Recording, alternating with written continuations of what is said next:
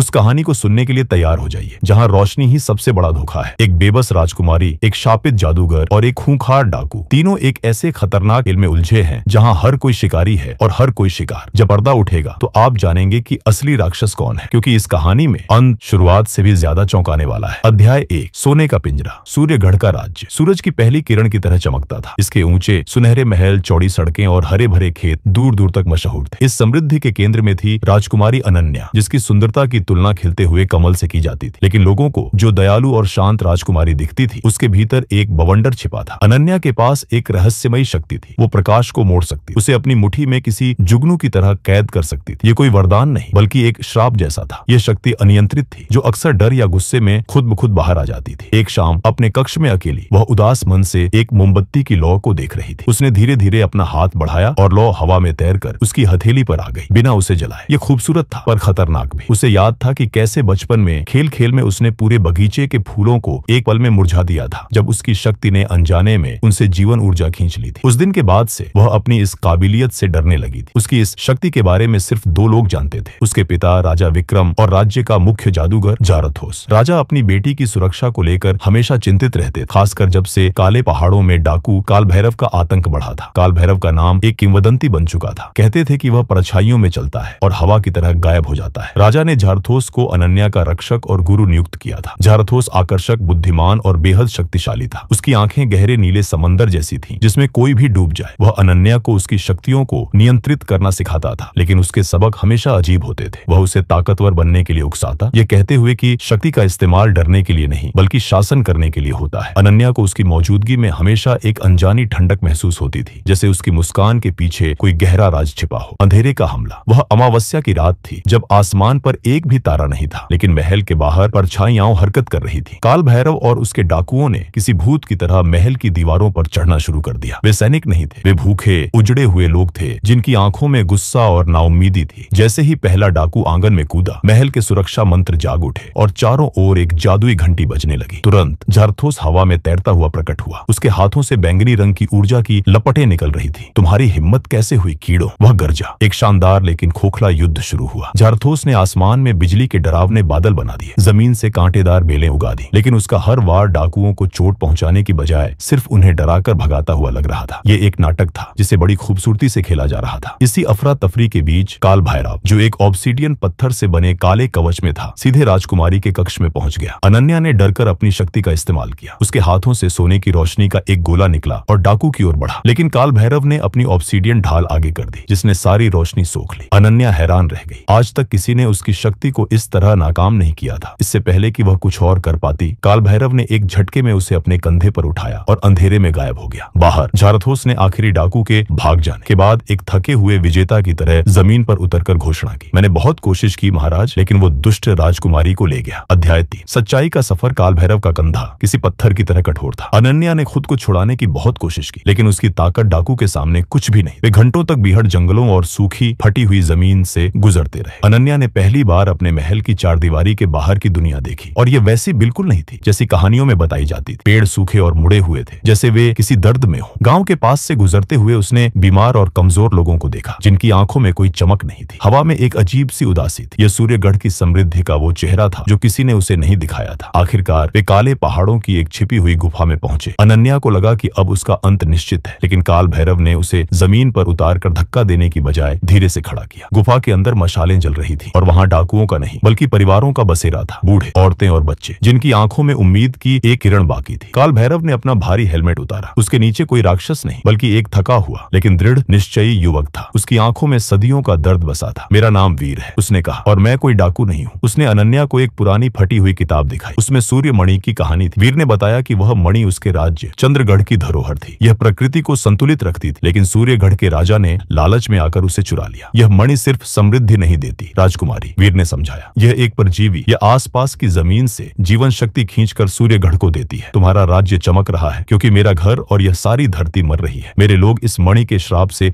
एक अनजानी बीमारी का शिकार हो रहे हैं। अनन्या को अपनी आंखों पर विश्वास नहीं हुआ। क्या उसके पिता इतने बड़े धोखेबाज हो सकते हैं? वीर ने आगे कहा, मैंने तुम्हारा अपहरण तुम्हें नुकसान पहुंचाने के लिए नहीं किया। प्राचीन ग्रंथों के अनुसार इस मणि को केवल वही नष्ट कर सकता है जिसके खून में सूर्यगढ़ के शाही वंश और प्रकाश की शक्ति दोनों हो। वो तुम हो अनन्या। अध्याय 4, जादूगर का का असली चेहरा। इससे पहले कि अनन्या इस सच्चाई को पूरी तरह समझ पाती, गुफा के मुहाने पर एक जानी पहचानी आवाज गूंजी, आखिरकार मैंने तुम्हें ढूंढ ही लिया राजकुमारी। झारथोस वहां खड़ा था, उसकी आंखों में जीत की चमक थी। वह एक उद्धारकर्ता की तरह आगे बढ़ा। डरो मत, मैं तुम्हें इस जानवर से बचाने आया हूँ। वीर ने अपनी तलवार खींच ली, उससे दूर रहो जादूगर। लेकिन अनन्या ने बीच में आकर कहा, ठहरो, ये सच कह रहा है। झारथोस जोर से हंसा और उसकी हंसी गुफा की दीवारों से टकराकर एक भयानक प्रतिध्वनि में बदल गई। ओह भोली राजकुमारी, तुम्हें वाकई लगा कि यह एक डाकू की कहानी है। अचानक झारथोस का सुंदर चेहरा बदलने लगा, उसकी त्वचा पारदर्शी हो गई और उसके अंदर बैंगनी ऊर्जा का एक तूफान दिखने लगा। उसकी आवाज गहरी और राक्षसी हो गई। मैं झारथोस नहीं हूँ, मैं एक प्राचीन आत्मा हूँ जिसे सदियों पहले इस मणि में कैद कर दिया गया था। तुम्हारे पूर्वजों ने मुझे इसमें बंद किया था। उसने खुलासा किया कि राजा विक्रम ने उसे आजाद करने का सौदा किया था। बदले में झारथोस अपनी शक्तियों से सूर्यगढ़ को अजेय बना देगा। लेकिन तुम्हारे पिता ने मुझे धोखा दिया। आत्मा गर्जी, उसे नहीं पता था कि मुझे पूरी तरह आजाद होने के लिए उसी के खून की बलि चाहिए, एक शाही बलि जो मणि की शक्ति से दी जाए। राजकुमारी का अपहरण उसी के खेल का हिस्सा था। वह चाहता था कि वीर अनन्या को मणि के पास लाए ताकि वह अपना अंतिम अनुष्ठान पूरा कर सके। अध्याय 5। प्रकाश और अंधकार का युद्ध अब असली दुश्मन सामने था। झारथोस ने अपनी पूरी शक्ति का प्रदर्शन किया। गुफा की छत से नुकीले पत्थर गिरने लगे और जमीन से लावा उबलने लगा। वीर अपनी पूरी ताकत से लड़ा, लेकिन एक इंसान एक प्राचीन आत्मा का सामना कब तक कर सकता था? अनन्या ने यह सब होते हुए देखा। डर, गुस्सा और धोखा, इन सब भावनाओं ने उसकी शक्ति को चरम पर पहुंचा दिया। उसे झारथोस के शब्द याद आए, शक्ति शासन करने के लिए होती है। लेकिन उसे वीर के शब्द भी याद थे, शक्ति संतुलन के लिए होती है। आज पहली बार उसे अपनी शक्ति का असली मकसद समझ आया। उसने अपनी आंखें बंद की और अपनी सारी ऊर्जा को अपने भीतर केंद्रित किया। जब उसने आंखें खोली तो वे किसी सूरज की तरह चमक रही थी। गुफा में एक असहनीय प्रकाश फैल गया। झारथोस दर्द से चीखा, क्योंकि शुद्ध प्रकाश उसकी अशुद्ध आत्मा को जला रहा था। गुफा के केंद्र में एक वेदी पर सूर्यमणि धड़क रही थी। झारथोस ने सोचा कि अनन्या उस पर हमला करेगी, लेकिन अनन्या ने कुछ और ही किया। वह मणि की ओर बढ़ी और उसे अपने हाथों में उठा लिया। उसने अपनी शक्ति का इस्तेमाल उसे नष्ट करने के लिए नहीं, बल्कि उसे ठीक करने के लिए किया। उसने अपनी जीवन ऊर्जा को मणि में प्रवाहित करना शुरू कर दिया, उसके अंदर के अंधकार को अपने प्रकाश से शुद्ध करने की कोशिश की। यह एक जुआ था। अगर वह असफल होती तो मणि उसे हमेशा के लिए सोख लेती। मणि से बैंगनी और सुनहरी रोशनी की किरणें निकलने लगी। झारथोस चिल्लाया, नहीं, तुम क्या कर रही हो? ये मेरी शक्ति है। मणि की ऊर्जा अस्थिर हो गई। एक कान फाड़ देने वाला धमाका हुआ। सुनहरी रोशनी की एक लहर पूरी गुफा में फैल गई, जिसने झारथोस की आत्मा को जलाकर राख कर दिया। सूर्यमणि के हजारों टुकड़े हो गए, लेकिन अब वे शापित नहीं थे, बल्कि सुबह की ओस की तरह चमक रहे थे। अध्याय 6। एक नई सुबह जब धूल बैठी तो गुफा शांत। अनन्या कमजोर होकर जमीन पर गिर पड़ी, लेकिन वह जिंदा थी। वीर दौड़कर उसके पास पहुंचा। अनन्या ने अपने पिता के अपराधों का पर्दाफाश किया। राजा ने शर्मिंदगी और अपराध बोध में सिंहासन त्याग दिया। सूर्यगढ़ की झूठी समृद्धि रातों रात गायब हो गई और लोगों को पहली बार सच्चाई का सामना करना पड़ा। लेकिन अनन्या ने हार नहीं मानी। उसने रानी के रूप में वीर और उसके लोगों के साथ मिलकर एक नया समझौता किया। दोनों राज्यों ने मिलकर उस बंजर जमीन को फिर से उपजाऊ बनाने का काम शुरू किया। इसमें सालों लग गए, लेकिन इस बार की समृद्धि सच्ची थी, जो मेहनत और सहयोग पर आधारित, किसी चोरी किए हुए जादू पर नहीं। अनन्या ने सीखा कि असली शक्ति नियंत्रण या शासन में नहीं, बल्कि संतुलन और त्याग में है। और इस तरह एक राजकुमारी, एक डाकू और एक जादूगर की कहानी समाप्त हुई, जिसने दो राज्यों को हमेशा के लिए बदल दिया।